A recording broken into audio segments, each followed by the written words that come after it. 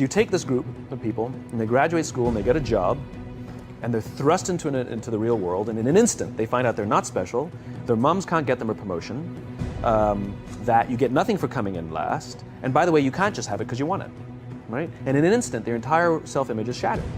And so you have an entire generation that's growing up with lower self-esteem than previous generations. You may recognize him from a video that we did together that literally broke the internet, where he answers the now infamous millennials question.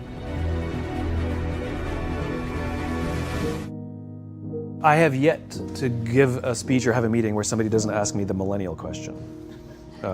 What's the millennial question? Apparently millennials as a generation, which is a group of people who were born approximately 1984 and after,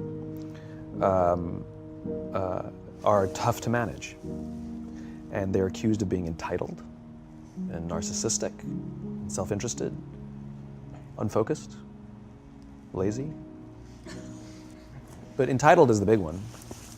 And because they confound leadership so much, what's happening is leaders are asking the millennials, what do you want? And millennials are saying, we want to work in a place with purpose, love that.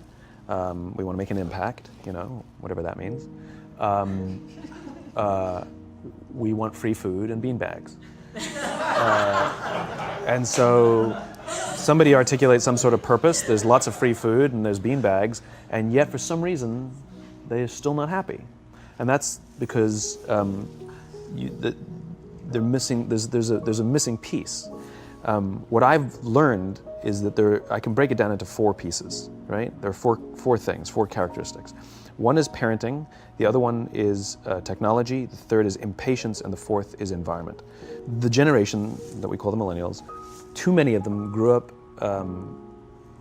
subject to, not my words, failed parenting strategies, where, for example, they were told that they were special all the time.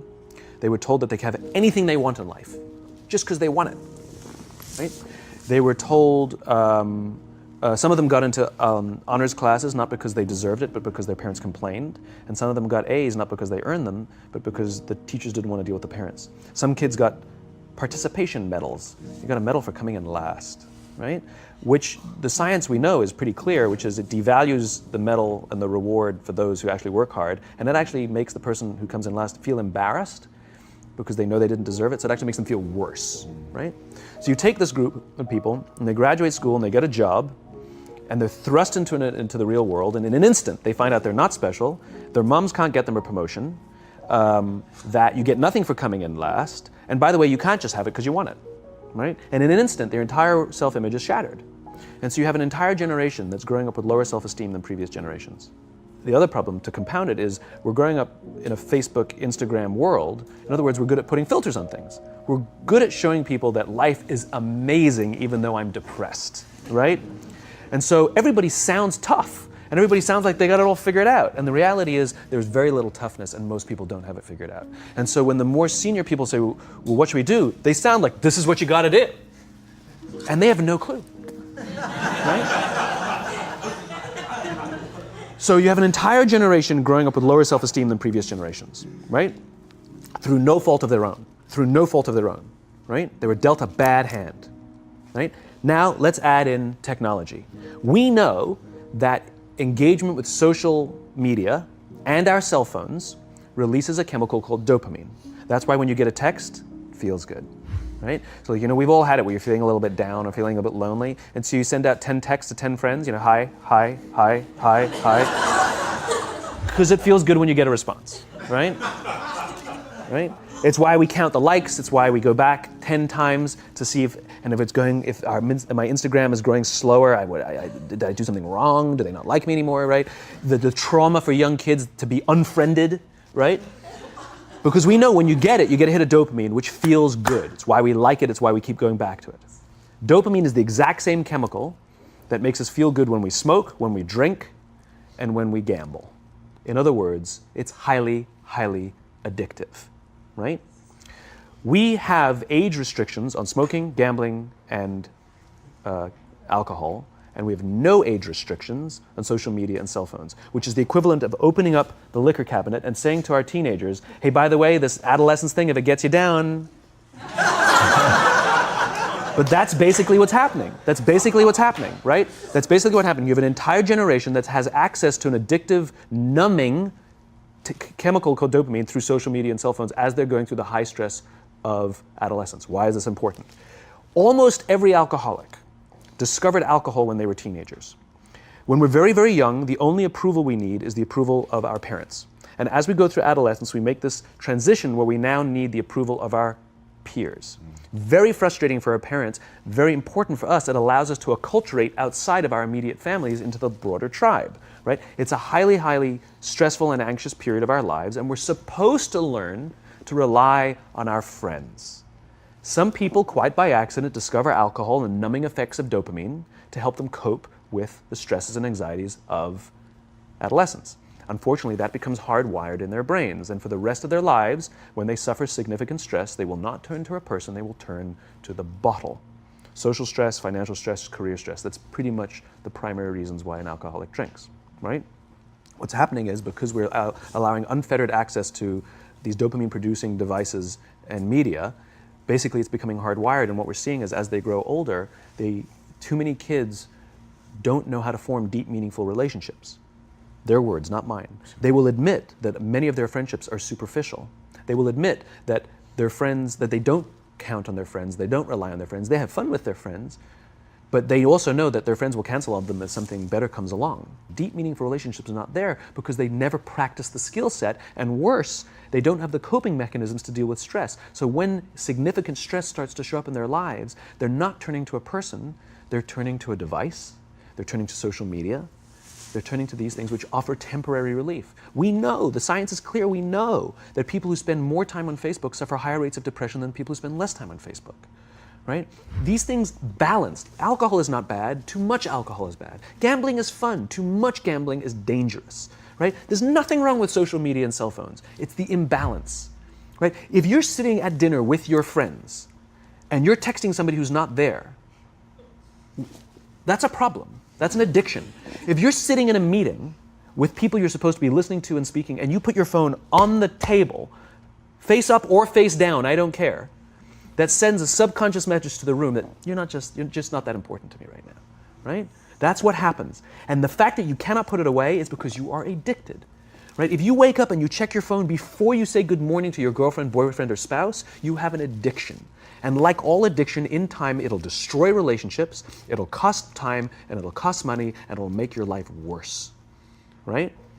So you have a generation growing up with lower self-esteem that doesn't have the coping mechanisms to deal with stress, right? Now you add in the sense of impatience, right? They've grown up in a world of instant gratification. You want to buy something, you go on Amazon, it arrives the next day. You want to watch a movie? Log on and watch a movie. You don't check movie times. You want to watch a TV show? Binge. You don't even have to wait week to week to week, right? I know people who skip seasons just so they can binge at the end of the season, right? Instant gratification. You want to go on a date, you don't even have to learn how to be like, hey.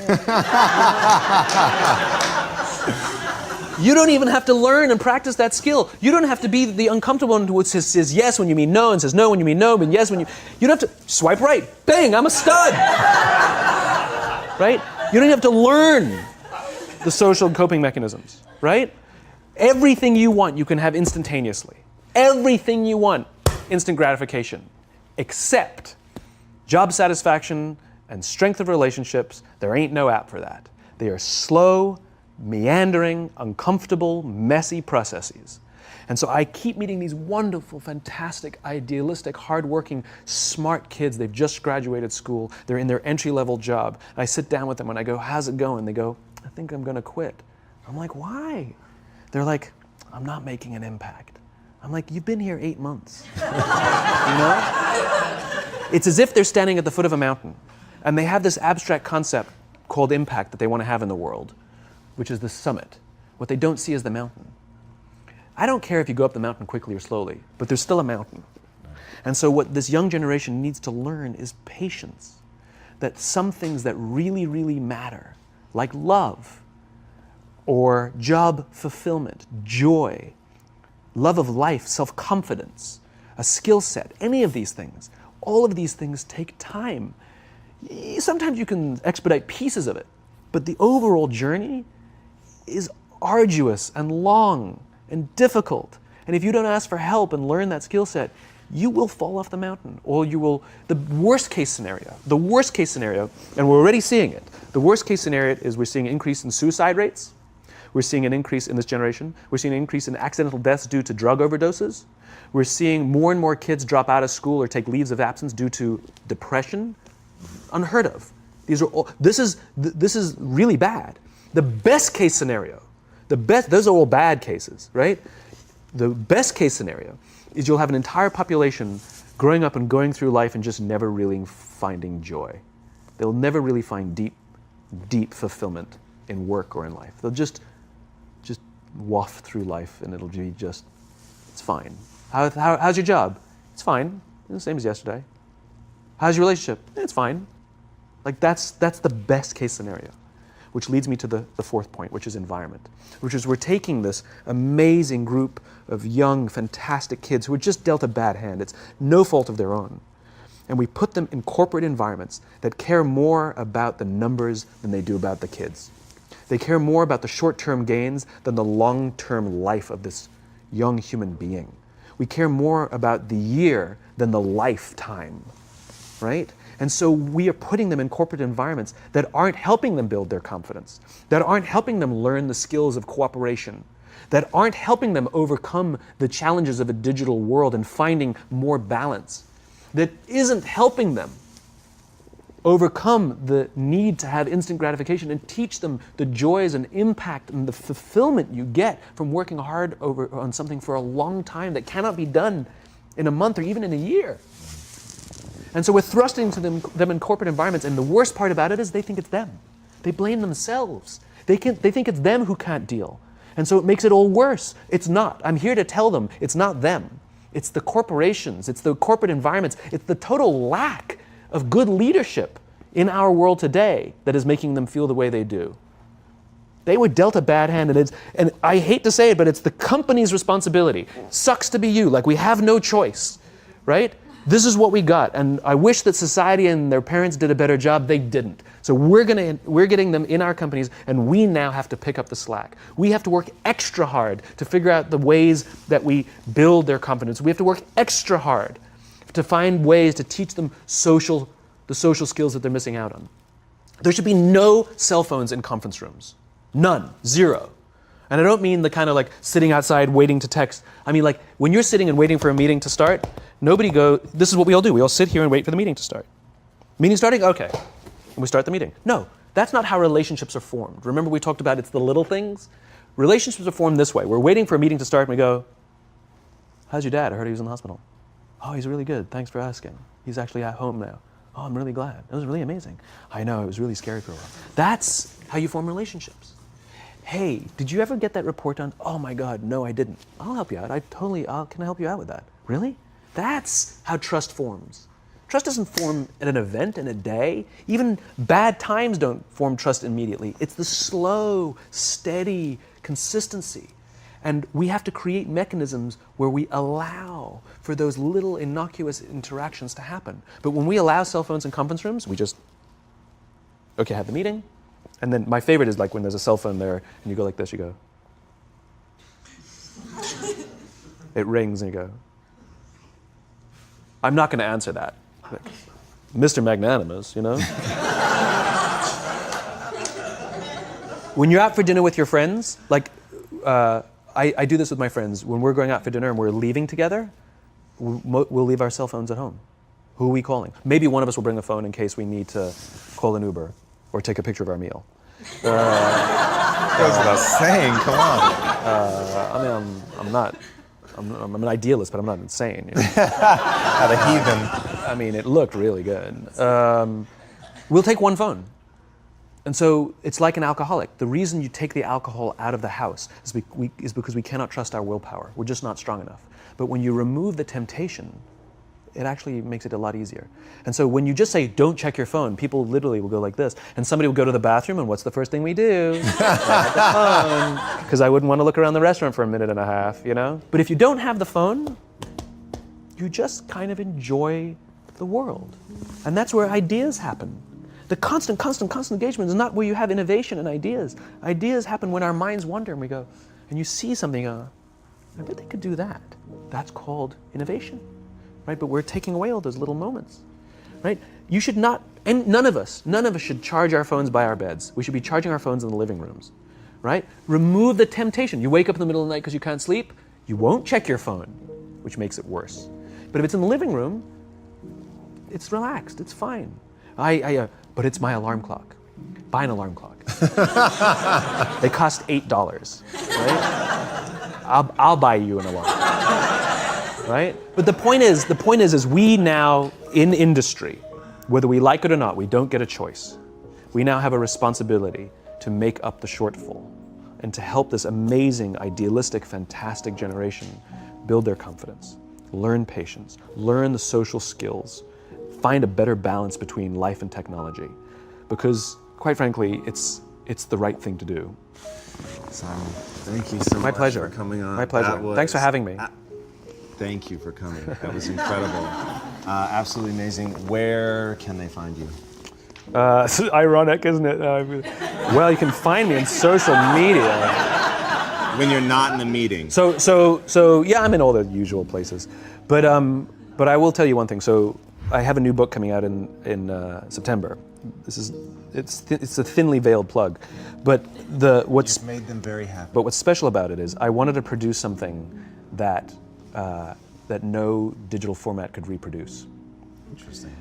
And so it's an illustrated quote book. It's beautifully illustrated. I was very sort of pushy about this, that I didn't want the illustrations done on a computer. They were done by hand. There's a song, Aloe Black, the singer, the Grammy-nominated singer. The book is called Together is Better, and he gave me a song that goes with it. And the music is at the back of the book, and it's actually, the lyrics are in his handwriting. It's actually his handwriting. And here's the best part. The book is scented. We scented it with a custom scent made by this amazing company called 1229, and they designed for me the scent of optimism. All right. So you smell the pages and they smell like optimism, right? And the thing that I love about this is I can't do that in any ebook format.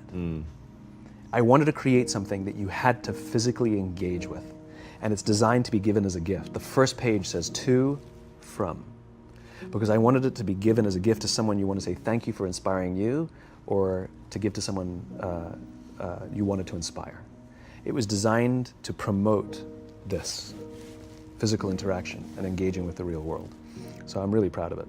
It's incredible, man. Super unique. Yeah, it's fun. I hope it does smashingly well, as your other you. books have, and have given so much to people, and it's just really, really been incredible. And what you shared with us today, man, honestly. Thank you. Absolutely wonderful. Appreciate it. Thank you very much. So much. Truly, thank you for having me. My pleasure.